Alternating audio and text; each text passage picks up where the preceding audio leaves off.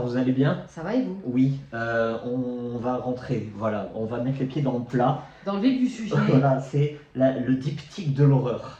Voilà, on a vu des choses, on va essayer de les expliquer. Voilà, ça va être un film et une mini-série. Je t'en prie, dis-nous tout. Oui, Oui, commençons par la mini-série qui est Jeffrey Epstein, oui, Pouvoir, argent et perversion.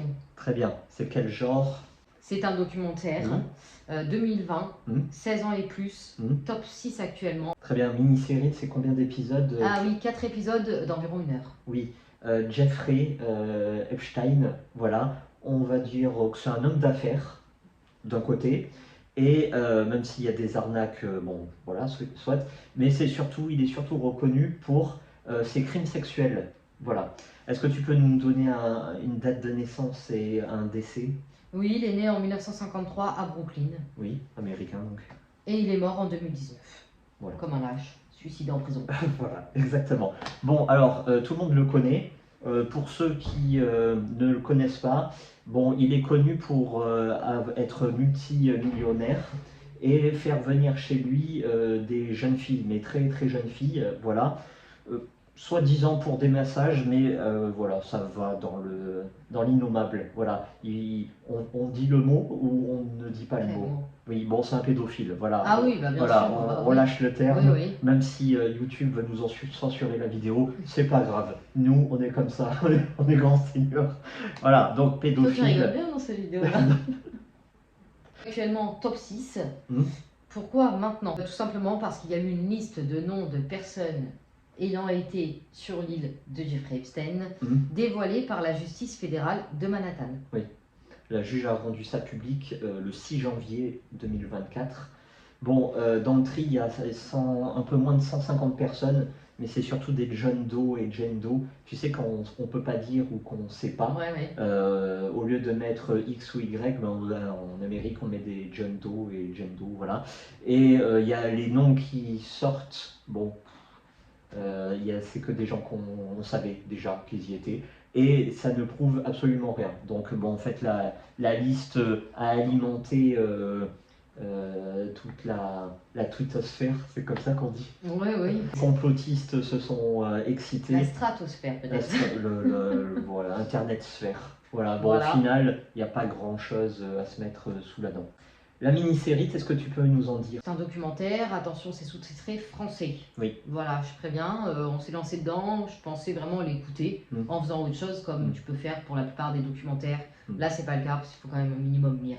Non, on en apprend pas mal. Maintenant, c'est vrai, comme tu dis, rien n'est prouvé, et pourtant, il y a eu pas mal de victimes, et la preuve, elle témoigne dans le documentaire, quoi. Donc, je comprends pas en quoi il manque de preuves. À partir du moment où tu as une victime, et là, il y en a franchement beaucoup, tu as quand même assez de preuves, quoi. Il y en a une cinquantaine.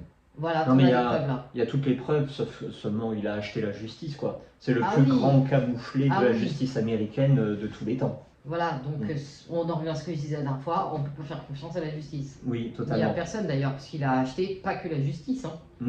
Bah là, c'est le procureur général qui a roulé officiellement auprès de Jeffrey. Et donc voilà, en fait, les victimes, au final, ont pu quand même témoigner, mais ça n'a servi à rien. Voilà. Est-ce que tu conseilles cette série et si oui, à qui? Je conseille le documentaire, oui, pour ceux que ça intéresse. Après, ceux qui ne sont pas dans le thème pédophilie, criminel, non. Moi, je le conseille pas vraiment, parce qu'en fait, c'est redondant. Hein, le thème est redondant, on n'en apprend pas au final pas grand-chose. On ne sait pas de où il tient toute cette fortune. Même un de ses voisins sur Palm Beach, l'île de Palm Beach, voilà, qui est un auteur connu en plus, même lui ne sait pas comment il a eu la maison. Alors, on connaît son parcours, c'est un faux prof qui s'est fait remarquer, qui est monté à Wall Street, qui a réussi à gagner beaucoup d'argent et qui s'est accoquiné. Il y a des magouilles derrière tout ça, c'est pas possible. Qui s'est accoquiné avec un mania c'est le directeur de Victoria's Secret et autres marques de prêt-à-porter féminin. On leur suppose une relation et c'est comme ça qu'il aurait pu détourner sur le nom de ce mania 46 millions de dollars en actions qui s'est mis dans la poche. Voilà. Donc en fait, on le pensait, moi à la base je le pensais comme un criminel sexuel, mais il avait au moins le talent, son talent de financier. Or, c'est toute une arnaque. Ce type, c'est une arnaque. Au final, c'est quoi? C'est un sociopathe, aucune empathie, criminel pur et dur, pédophile. Bon, bref, il a toutes les tares. Voilà. Et en plus, il s'habille mal. Voilà. En plus, bon, bah, le documentaire c'est un peu trop quand même mystérieux, quoi. Il y a encore pas mal de mystères. En parallèle de ça, nous avons vu un autre film, un film qui a fait couler beaucoup d'encre. Ah ouais? Oui, Sound of Freedom. C'est le biopic de Tim Ballard, Oui. qui est un agent du FBI fait pour arrêter des pédophiles. 2023, policier, fait réel, 16 ans et plus. Très bien. Alors ça fait carton. Là aussi sur Internet, tout le monde en a parlé. Les complotistes, ils se sont déchaînés sur Twitter. Tout le monde en a parlé. Voilà. Pourquoi? Parce que ce film bon, on va dire qu'il a éveillé des consciences sur la pédophilie planétaire, mais bon, ça on le savait déjà. Avec Epstein, il n'y avait pas besoin. Ou si, il y avait besoin. Bon, chacun le point de vue. Pourquoi il a fait controverse? Parce que il semblerait que ce film a subi des pressions, les producteurs également, les acteurs également, et ce film n'a pas été diffusé dans les conditions optimales. On a voulu bloquer sa diffusion, voilà, surtout aux États-Unis. Ici en France, il est officiellement sorti le 15 novembre 2023. Est-ce que vous l'avez vu en salle? Personnellement, nous, on l'a jamais vu. Non. Voilà, sur les plateformes de streaming, on l'a pas vu. Là aussi, est-ce que c'est volontaire ou pas? Est-ce qu'il y a quelque chose qui bloque? On ne sait pas. Est-ce qu'on saura? Bon, c'est pas notre petit niveau qu'on pourra dire. On a réussi par des moyens détournés de nous le procurer, et nous on s'attendait à avoir quelque chose de choc, vraiment de percutant, et qui vraiment prouve que ce film dérange, qu'il dénonce. Bon, au final, ton ressenti? Oh, c'est un film très. Ça, pour de l'histoire vraie, c'est vraiment sa vie et c'est trop poignant, franchement. Tu dis oui, tout le monde s'y attend, tout le monde s'imagine. Bah non, moi, quand je suis sous ma douche, je vais pas m'imaginer des trucs pareils dans le monde et franchement, je l'aurais pas imaginé même hier. C'est en voyant le film que je me suis dit, ah, quand même, mais les gens font rien parce que les personnes les flics, en fait, tout simplement, même eux ne peuvent pas aller sur l'île parce que c'est privé alors qu'ils savent très bien tout ce qui s'y passe. C'est dingue. Enfin, c'est fou quand même de se dire ça aujourd'hui. Donc non, le film il est trop fort, il y a des moments vraiment durs. Je le conseille, vraiment pas aux personnes sensibles, encore moins aux personnes qui ont des enfants et qui n'aiment pas le sujet. Non, maintenant c'est une histoire vraie, le gars il s'est battu, à la base il a arrêté les pédophiles, et il y a son collègue, qui d'ailleurs est parti il me semble, qui lui a fait prendre conscience, d'accord t'arrêtes les pédophiles, mais combien d'enfants tu sauves? Et là en fait, il s'est dit ouais c'est vrai, j'en sauve pas. Donc de là il va sauver un petit garçon, et le petit garçon va lui demander est-ce que tu peux sauver ma petite sœur?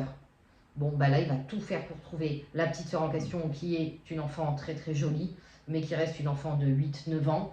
Et malheureusement, sa beauté ne joue pas en sa faveur. Il va tout faire pour sauver la petite sœur qui se trouve malheureusement dans une jungle colombienne. Une zone où le gouvernement et la police n'ont plus le contrôle parce que c'est pris par une force militaire liée au cartel. Trafic de la drogue. Il va sauver une 60aine d'enfants parce qu'il va se mettre sous couverture en tant que pédophile lui-même et organiser une très grosse soirée sur une île. Et là, les enfants vont venir par dizaines. Malheureusement, la sœur ne sera pas là, donc il va pousser plus loin dans ses recherches. Et c'est quand même beau, intéressant. Maintenant, c'est beau et triste à la fois parce qu'à la fin, c'est clairement écrit noir sur blanc qu'à ce jour, il y en a toujours autant et qu'on ne peut rien faire, quoi. Ce jour, le trafic d'êtres humains et d'enfants, ça reste le trafic d'enfants surtout. Numéro 1 au monde, qui rapporte beaucoup plus que la drogue, les armes, etc. Voilà. Il semblerait, là aussi c'est du conditionnel, que si on a bloqué ce film, c'est parce qu'il ne dit pas de façon précise le nombre d'êtres humains qui sont victimes de ce trafic-là. Donc il y a une imbroglio de chiffres, et ça servirait peut-être de prétexte à faire pression sur ce film pour éviter de le développer. Bon, ça c'est encore du conditionnel. Bon, moi je trouve que ce film il est quand même important, il apporte pas mal de questions et aussi de savoir, tout simplement, parce qu'on n'est pas forcément au courant de tout ça. Moi, j'avais peur de retrouver face à des scènes chocs. Au final, c'est moins violent, ça reste marquant, mais c'est moins violent, c'est moins cru que ce qu'on pourrait craindre. Voilà. Moi, je croyais être face à du interdit au moins de 18, parce qu'il y il y avait des scènes de torture, de sexe. Non, non, on n'est pas là-dedans. Par contre, ça reste relativement choquant, donc pour public averti. Attention, sur Internet, il s'est écrit tout public. Non, c'est pas tout public. Non, pas du tout. Moi, je dirais du 16+. C'est tellement tout public qu'ils ont bloqué le film. Ouais, c'est clair. Non, non, ouais, 16+, et puis pas en dessous, en fait, tout simplement. Pas en dessous, parce que même s'il n'y a pas de scène aussi crue, comme tu l'expliques, pas d'agression, pas de violence, quoique, c'est quand même très dur. Voilà, il n'y a pas besoin de ces scènes-là pour un avertissement, en fait. Pourquoi ce film serait fait autant de controverses et serait bloqué? Là aussi, c'est encore du conditionnel. C'est parce que ça montre tout le côté grotesque de la justice américaine. Qui se prétend sauver la veuve et l'orphelin. Par contre, dès que ça dépasse les limites des États-Unis, ils ne peuvent plus rien faire. Voilà. Donc ça arrête des pédophiles dans les États-Unis. Par contre, retrouver les enfants qui seraient juste à 500 mètres de la frontière, ils ne peuvent plus. Voilà. Donc du coup, Tim Ballard a démissionné. C'est vrai, on l'a pas dit ça. Voilà. On lui propose des aides, mais c'est des aides qui comptent tant de budget et tant d'heures. Voilà. Donc comme si la vie d'une jeune fille vaudrait 50 000 $ et 7 jours. Voilà. Ah bah si c'est 7 jours et 5 minutes en plus, ah non, nous on peut rien faire, débrouillez-vous. Voilà. Donc ça montre tout côté abject et grotesque de la justice américaine. Même, on pourrait dire, de la justice mondiale. Voilà. Ah oui, la justice tout court. Comme si on ne pourrait pas créer un pouvoir mondial pour lutter contre ça. Non, non, il y a trop d'argent. Est-ce que tu le conseilles, et si oui, à qui? Je le conseille aux personnes assez fortes, encore une fois, qui aiment le sujet, parce que c'est toujours c'est un sujet pas facile, tout simplement. Bah, moi, je le conseille parce que c'est fait avec très peu de budget, mais vraiment un budget minime. Bon, on a eu un petit problème, plus de batterie. Je le conseille parce que c'est un film qui a été réalisé avec très peu de budget, je crois 18 millions de $, je dis ça de tête. C'est un réalisateur qui est sous-coté, avec un acteur pareil qui est talentueux, mais qui n'a pas eu Jim Caviezel, qui n'a pas eu la carrière qu'il mériterait, parce que c'est un acteur qui est talentueux et qui mériterait de jouer autre qu'avec Arnold Schwarzenegger et Sylvester Stallone. Oui. Tu sais, quand il doit s'échapper de la prison. Oui, bien sûr. Donc, ils sont sur un bateau, spoil. Et poignant, glauque, qui fait prendre conscience et qui, même à la fin, rien que par le plan d'entrée et le plan de sortie, qui a quand même un petit côté poétique. Je ne sais pas si tu te souviens. Poétique. Oui, le plan d'entrée, c'est quand on rentre dans la chambre, oui, et le plan de sortie, c'est quand on sort la musique. La musique de la petite fille. Oui, c'est vrai, c'est le même plan. Voilà, le plan d'entrée et le plan de sortie, c'est quelque chose de réfléchi, travaillé, d'esthétique et poignant, là aussi. Oui, très vrai. Oui. Ça fait quand même 2 films en un, oui. en une vidéo. De retour. Donc on va se laisser. Voilà, exactement. Merci à vous. Merci. Et à bientôt. À bientôt.